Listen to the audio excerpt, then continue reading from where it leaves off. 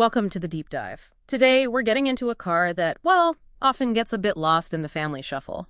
The Nissan R33 GTR. Ah, Godzilla's middle child. Exactly. It lives in the shadow of its siblings, but we're here to really unpack its story. We want to look at the engineering, its unique cultural place, and maybe where it sits for collectors now. And we've got some solid technical sources and reports to dig into.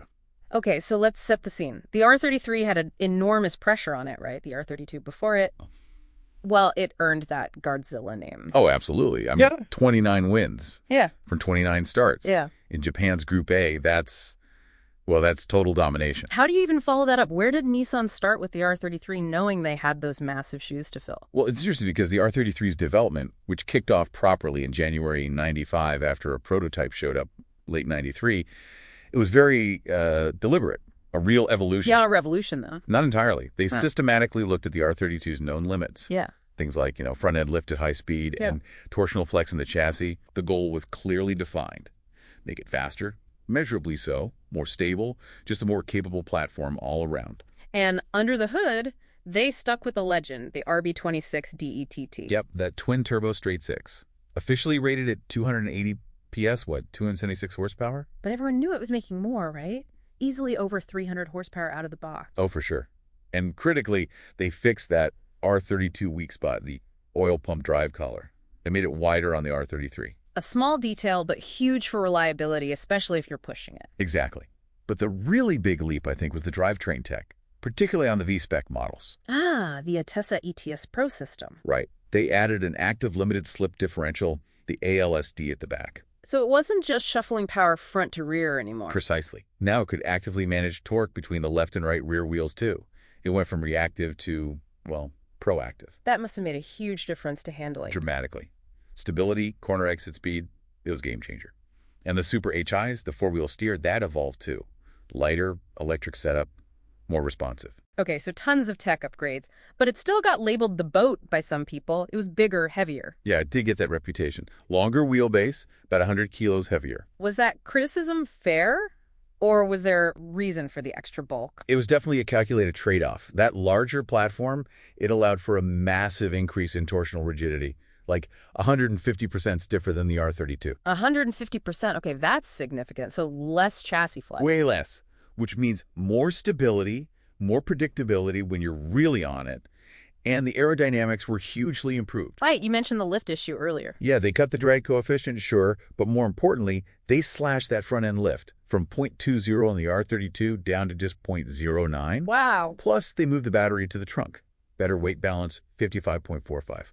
All engineered for a higher performance ceiling, especially on demanding tracks. Which brings us to the Nürburgring, the ultimate test bed. Exactly. And this is where the R33 really proved its point.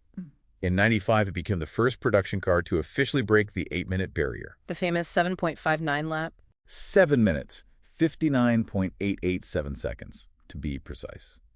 And that was a full 21 seconds faster than the R32 had managed. 21 seconds. Nissan didn't exactly hide that fact, did they? No way. That minus 21 seconds campaign was everywhere.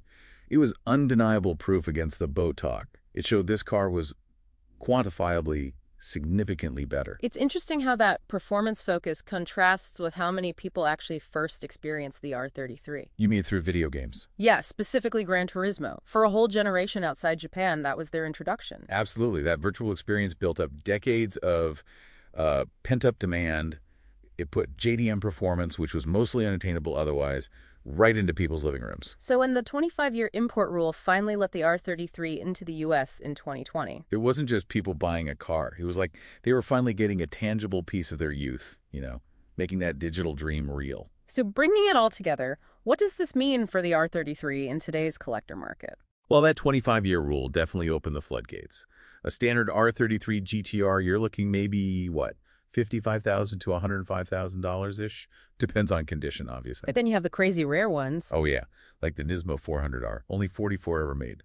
Those are fetching millions. Millions, wow. But it still begs the question, why the middle child label? It's rarer than the R32. Significantly rarer, about 16,600 R33 GTRs versus nearly 44,000 R32s. And arguably technically superior in almost every way, yet its value hasn't always reflected that compared to the R32 or especially the R34. It's true. The market perhaps got really caught up in the R32's origin story, the Godzilla is born narrative. Yeah. And the R34 well, it has immense pop culture fame from movies and games later on. So the R33 got squeezed. It kind of suggests that, yeah. For a smart collector, you could argue the R33 is maybe the most undervalued of the RB26 GTRs. Sure. Potentially the most room for appreciation. So far from being just the awkward middle sibling, the R33 GTR is this meticulously engineered record-smashing machine, maybe misunderstood for a while, but now really finding its place as a collector's sweet spot. A very compelling package, for sure. Makes you think, doesn't it?